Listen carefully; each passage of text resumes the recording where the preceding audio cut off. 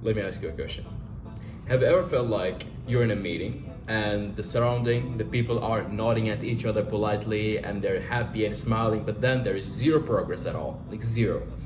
Or worse, the opposite. Disagreements in the meeting turns into mean personal attacks. If that rings true, then listen. How you handle conflict is very, very important. In the US alone, unresolved conflict cost around $359 billion annually. Can you imagine that? $350 billion lost. But what if I told you conflict itself is not the problem, but how you handle the conflict and what type of conflict is the problem? Stick around and I'll show you a very simple framework where you'll exactly know where your team is when it comes to what type of conflict they're in and how to have a passionate conflict which brings value to your company.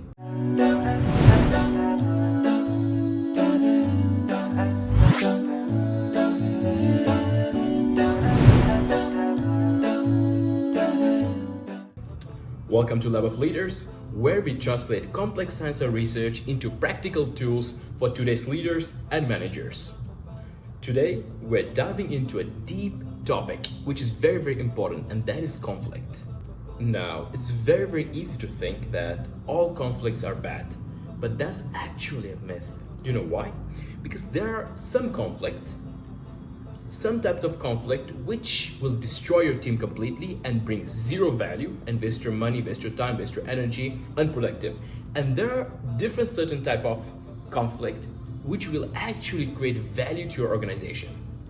Now, to understand this, we will use Lab of Leaders conflict matrix. It maps conflict based on two simple axes. First, how engaged are people in the conflict from low to high?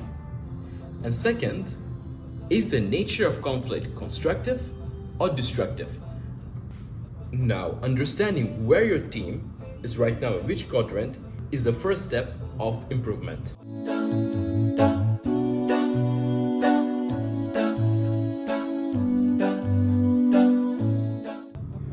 Now, let's start in the top left.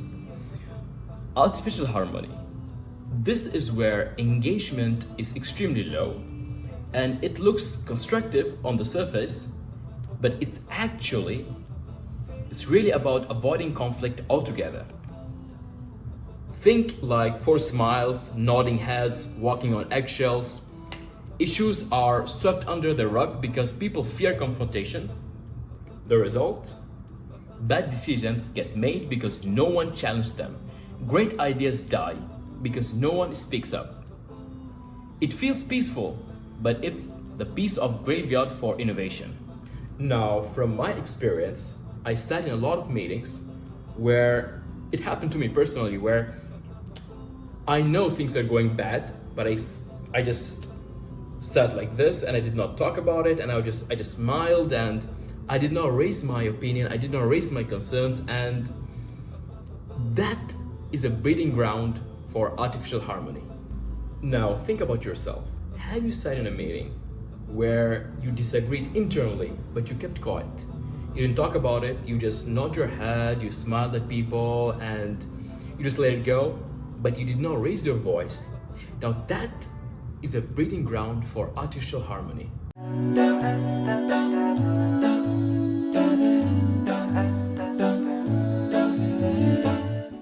Now, directly below artificial harmony, you'll find something called suppressed frustration. Engagement is still low, but now the undercurrent turns destructive. This is the land of passive aggression, sarcastic comments disguised as jokes, gossip, and back-channel politics. People don't address issues directly, but their frustration leaks out in a way that undermines colleagues and projects. Trust erodes, energy is wasted on navigating hidden tensions, and toxic environment starts to brew. It's incredibly inefficient and damaging.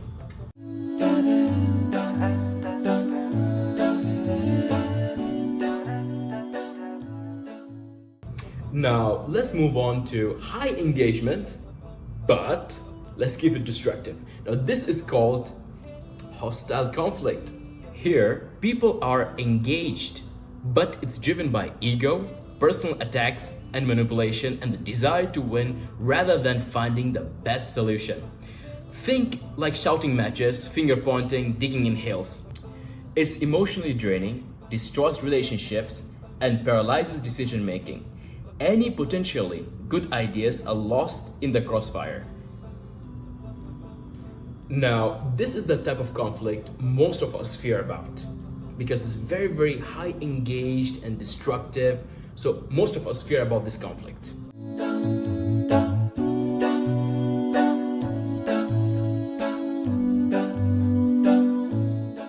But what happens when high engagement meets extremely high constructive approach? Now that's the sweet spot we're talking about. That's passionate ideological conflict. This isn't about personal attacks. It's about attacking the problem itself. It's focused on ideas, data, logic, and shared commitment to finding the truth or the best possible solution. Disagreements are welcomed, debated regularly, but respectfully. Research consistently shows that teams capable of this kind of conflict are more innovative, make better decisions, and are ultimately more successful. This is where breakthroughs happen. But let's be honest, is it that easy? To be honest with you, it is easy at the same time, it is hard. It is easy when you have a very, very strong foundation. And when you don't have strong foundation, it turns out to be politics, manipulation, gossip, silos, etc. So what is strong foundation? So strong foundation basically means having vulnerability-based trust amongst your team. Vulnerability-based trust means you trust your team enough to say, hey, I'm sorry, your idea was better than mine. You trust your team enough to ask for help, and you keep your ego aside, you keep your ego low, and you trust your team enough to be vulnerable. Now that is vulnerability-based trust.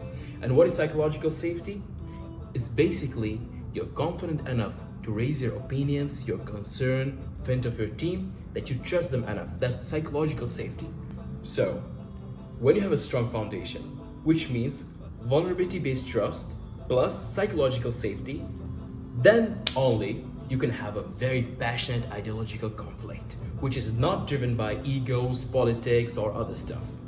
But how do you ensure strong, passionate ideological conflict doesn't turn into hostile conflict? Because let's just say you have two different, very strong opinions, and both are valid.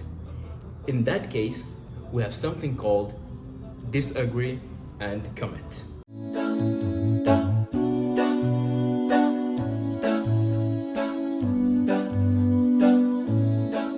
This one powerful principle, famously used at companies like Intel and Amazon, is called disagree and commit. It means team members are encouraged to voice their disagreements passionately during the decision-making process. However, once a decision is made, even if some individuals still disagree with it, everyone commits fully to making it succeed. No passive resistance, no sabotage, and crucially, no "I told you so" if things go wrong. It's about aligning behind team's direction for the collective good.